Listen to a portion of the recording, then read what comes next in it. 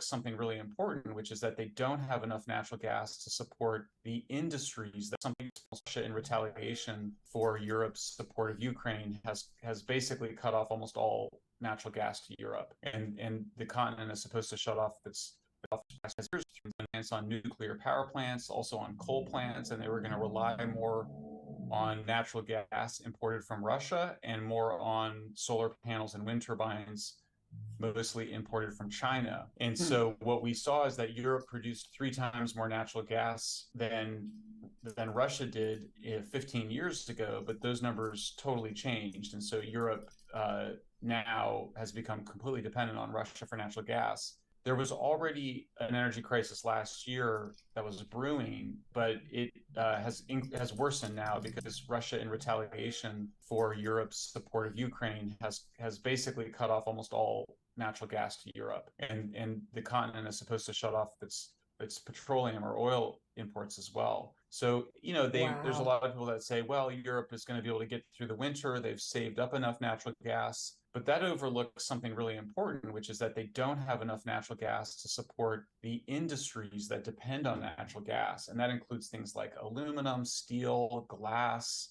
plastics, fertilizers. So the consequences are extremely serious, not just Hmm. for Europe. In Europe, about 70% of the fertilizer production has gone down, is shut down. So they're only producing, somewhere between 20 and 30% of the fertilizers they were producing. That means that we're just going to produce less food, and that means that there's going to be hunger. Estimated 350 million people are going to die of hunger-related diseases this year. Those numbers are going to go up. It's going to only get worse over the next several years. We see that about half the steel production is shut down in Europe. So what's really happening that's terrifying, should be terrifying to people that care about Europe, is that they're deindustrializing. We're going to actually do really well in the United States and Canada because we have abundant oil and gas and abundant energy. And so a lot of those fertilizer, steel manufacturing companies are going to come from Europe and relocate into the United States. But those of us, anybody that cares about Europe, should be very concerned about what's going on right now. And of course, Americans, we have an obligation, a treaty obligation, to protect Europe in terms of national security. But if they don't have sufficient energy, then it creates all sorts of risks to them in terms of national security. So if there's a treaty obligation, then are we in some way obligated to provide natural gas?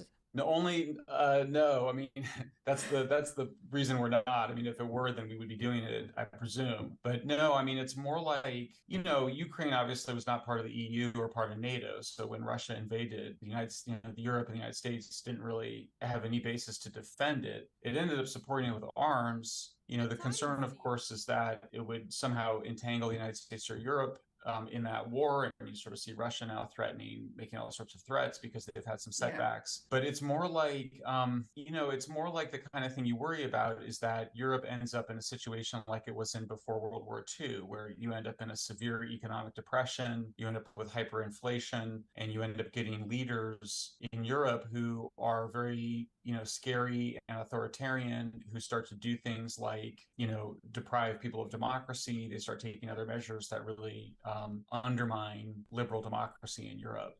Why aren't US and Canada, why haven't they stepped in to provide natural gas to Europe?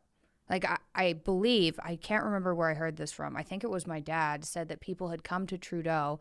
I don't remember if it was the Chancellor of Germany, something like that, had come to Trudeau and said, hey, we're in deep trouble. Can you provide us natural gas? And Trudeau had just been like, no, the environment is at risk. Is that true? Yes, that's exactly what happened. So the Chancellor of Germany, Olaf Scholz, went to Canada, I believe, late last month, and was begging for That's liquefied insane. natural gas exports. Canada is rich in natural gas, so is the United States. There are genuine logistical challenges. It takes 3 years to build a gas liquefaction terminal.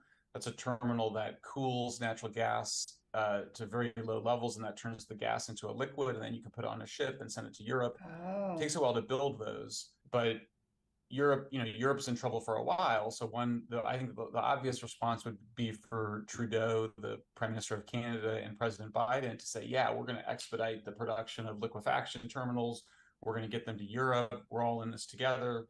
It's obviously also very good for the economies of Canada and the United States to be sending gas to Europe. And it's also good for the environment because without the natural gas, the Europeans are burning more coal, more diesel, more kerosene. They're also burning wood, which is the dirtiest fuel. So it's crazy. It's because both Trudeau and Biden are scared of upsetting their very progressive voting base. And so that's Mm. why they're not doing it. But it's a sign of real political cowardice because they both have to know, both Trudeau and Biden have to know that they're really hurting Europe by not stepping up by expanding gas production. Yeah, I mean, you just described why they should do it in like 25 seconds.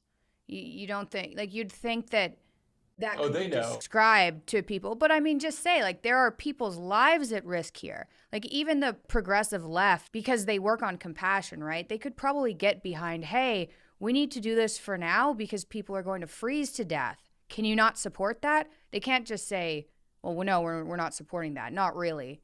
Doesn't make them look good. It's a strange situation. Well, you got it, and I think that your point is well taken. That the core value for the left is ostensibly compassion. Now, of course, the thing that's undermining that is this idea that climate change is an apocalyptic threat. And so, if you think that Yeah. climate change is a world-ending threat, and you think that, I mean, it's not rational. I think we try to make it rational. But if you think that more gas production is going to lock us into the apocalypse, that's how they justify it. That's how the activists justify it.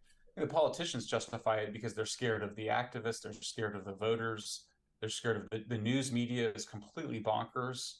You know, if any, I mean, really, there's three groups that should be blamed. There's the politicians, there's the news media, and then there's the activists, and they all kind of manipulate each other. But I do think the crisis is going to get so bad that you're going to see significant political change really everywhere, Mm. including in North America, but also in Europe. And we just did. We've seen conservative governments now come to power in Sweden and Italy. I think that's going to continue to happen.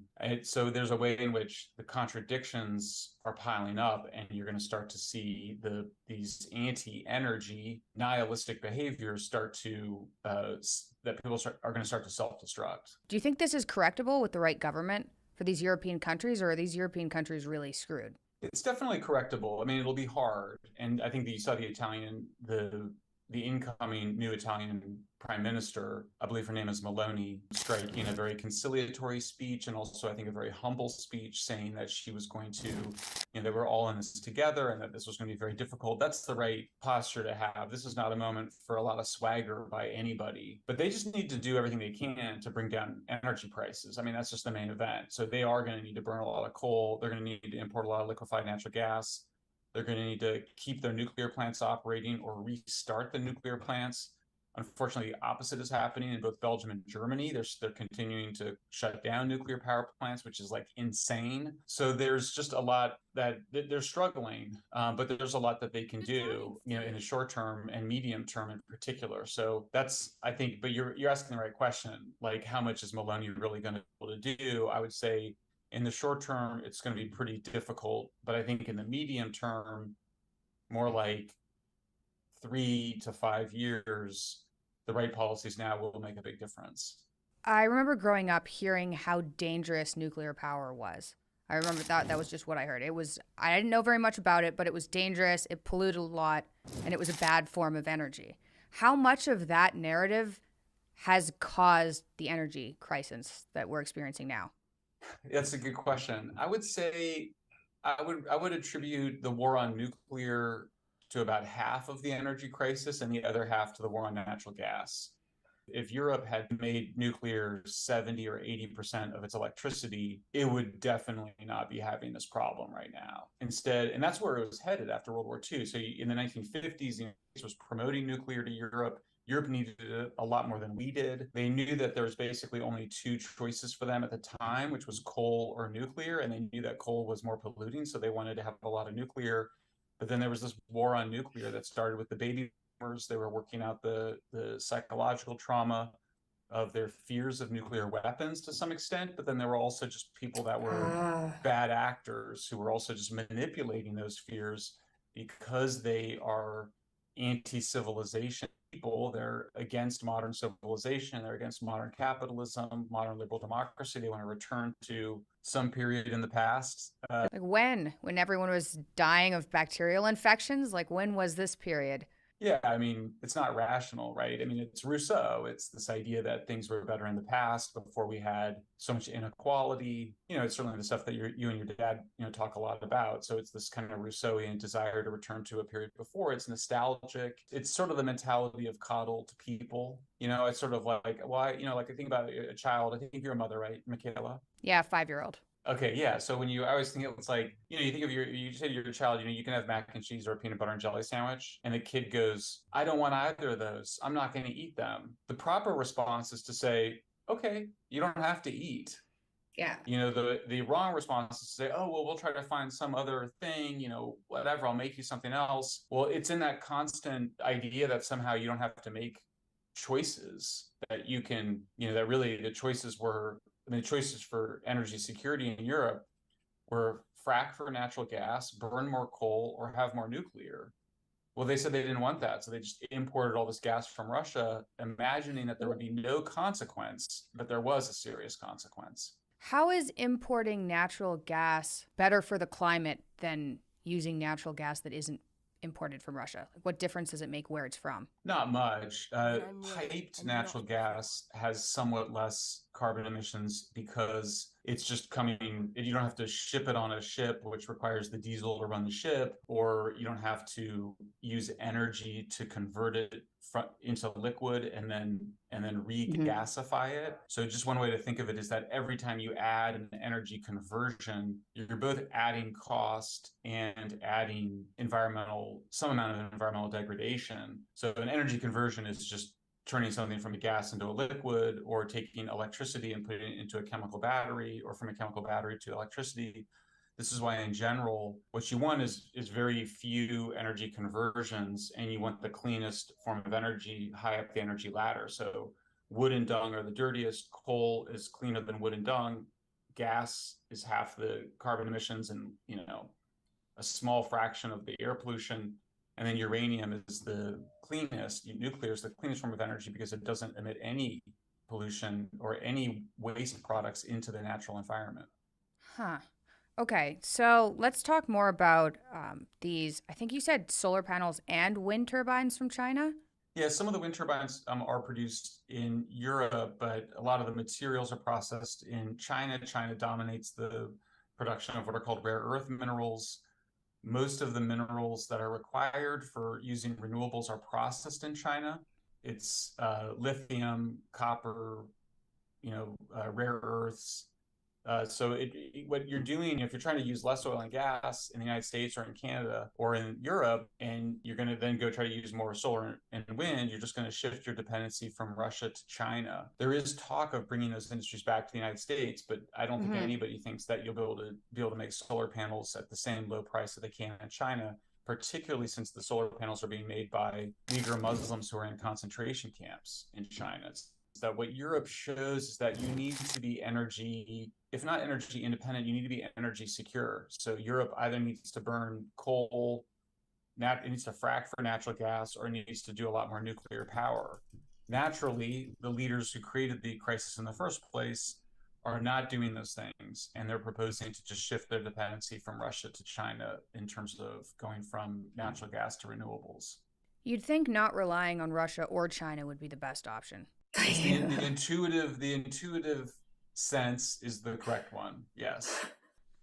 So you said there are people in concentration camps in China who are making the solar panels, which should Correct. be okay. So then the fact that's Sort of so a red bad. flag, right? That's so bad. So is that all solar panels? Is that solar panels in America too? If you buy a solar panel, can you? Yes. Oh my Yeah, like gosh. 90%. Like 90% of the solar panels that you get, if you go down to Home Depot or if they come in and put them on your roof, that's what you're buying. That's why. And this is not, by the way, this is the US State Department, it's the German Bundestag, it's BBC. There's not any debate that these solar panels are being made in those conditions. I just testified in front of Congress about a week ago, and I was raising this issue, and I keep raising it with people because it's kind of like, what are we doing here? Like, how are we justifying this? The Biden administration said it was going to stop importing the solar panels, and then it just got lobbied by the solar industry and just dropped it. And it was like, well, we'll just keep importing solar panels. Like, kind of no explanation, no moral justification. For me, it's really like a horror movie. It's like Yeah. you kind of the horror movies, they open with, you see the solar panels on your roof, you think they're clean, you think they're green, they're kind of magic. And then the more you learn about it, you get to that middle part of the horror movie and you realize they're being made by people that are basically been enslaved and are living in concentration camps, and working in solar factories is is really the only work they're allowed to have. So it's pretty horrible. There's no way to Yeah. sugarcoat it. For me, it's like I just sometimes I just it's one of the issues that I just kind of despair a little bit over, because it's very dark when you realize, especially when you kind of people have said for decades that we were, going to say no to genocide. Like, genocide was not something that the West was going to tolerate. That's obviously not the case, because not only are we tolerating it, we're actually financing it whenever we buy solar panels and lithium batteries too, by the way. They're all sourced from Xinjiang What? province. Yeah, let me say something else about it. Some of my friends, they say, "Well, what about your iPhone? Your iPhone's made Yeah. in China too." There's a difference between products that are made in Guangzhou province in China, which is where your iPhones are made, and solar panels and batteries that are made in Xinjiang province. Guangzhou province, yeah, I mean, it's not great. It's still China. There's still facial recognition and creepy, social points, totalitarianism. But that's not the same as being rounded up and put in a concentration camp. There's a qualitative difference there. And I think it's important to recognize that difference. So you could say, well, maybe we want less dependence on China overall, but we should not be importing any solar panels from China at this point. I had heard about the solar panel. I didn't realize that it was all the solar panels, basically. Is there anyone else who makes solar panels? There are some firms. There's actually a firm in California that does. They just can't compete in Yeah, terms of of cost. course. Yeah. But you said lithium batteries as well. So does that, what do you mean? And how do you avoid those? What are those in? Is that all lithium batteries? It's not totally clear. The best report actually was done by the New York Times, to their credit. I criticized them a lot on this stuff, but they actually did a really good, they just came out with a big report about lithium batteries. Not totally clear. So we're not totally sure. We do know that the raw materials for solar polysilicon, over 90% of it comes from Xinjiang province in China. So even places that might be making solar panels outside of Xinjiang province are still using the main ingredients. And I believe it's the same thing with lithium, so that the refining of the lithium is done in Xinjiang province, but it could very well be a fair amount of it as well. A lot of the companies that make these products, quite understandably, try to keep it secret where their manufacturing facilities are, in part because Hmm. they don't want the scrutiny on human rights and environmental issues. This is crazy. So people are going to die in Europe because energy is too expensive because governments in Europe have been funding concentration camps in China, basically. That simplifies it, Yes. but basically, wow. Yeah, that's and bad. refusing and refusing I think, at the more, if you want to get to kind of the psychology of it, I think refusing to take responsibility for producing their own energy and sort of behaving like consumers. I think we're so used to being able to kind of buy whatever we want from other people, particularly from China, that there isn't a sense in which energy is sort of different. It's an important industrial activity. It's like farming, it's like producing steel. You need to actually do it in your home country, precisely because it's so important. I mean, there's a set of folks, including some pretty otherwise very intelligent economists, who kind of look at energy like it's some other commodity, apples and bananas and cement and energy. It's like, well, no, but energy is different because everything depends on energy. So if you have an energy crisis, it affects every single sector of the economy, particularly the heavy industries that in places like Germany are how they are wealthy. The reason Germany is the wealthiest, most powerful country in Europe is because it has so much cheap energy to support its industries. Oh, yikes. Interesting. So there was too much virtue signaling, basically, from Europe, being like, yeah, we're at the forefront. We're gonna be the green people, and now people are gonna freeze. Wow, that's It's also, terrible. yeah, it's too much virtue signaling and also not enough, in the sense that I wish there had been virtue signaling about the treatment of Uyghur Muslims in Chinese solar factories. It's more like it's also the ways in which we've become so ideological and we've become so disconnected. I mean, Karl Marx, of all people, had a really brilliant chapter in his book Capital where he talked about something called commodity fetishism. And what he meant by that is that, in the olden times, you used to know the guy that made your shoes or the guy who made your beef. Well, now under capitalism, the supply chains are so disconnected that you don't know the people that made the things that you use. And so those products end up taking on a kind of life of their own. That's what the fetish is. In other words, you sort of see the iPhone, but I use my iPhone and I have a relationship to my iPhone, but I never think about the people that made it. Mm-hmm. I never think about the working conditions.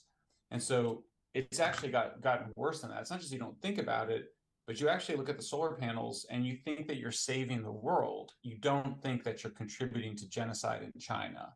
And so it's really this deep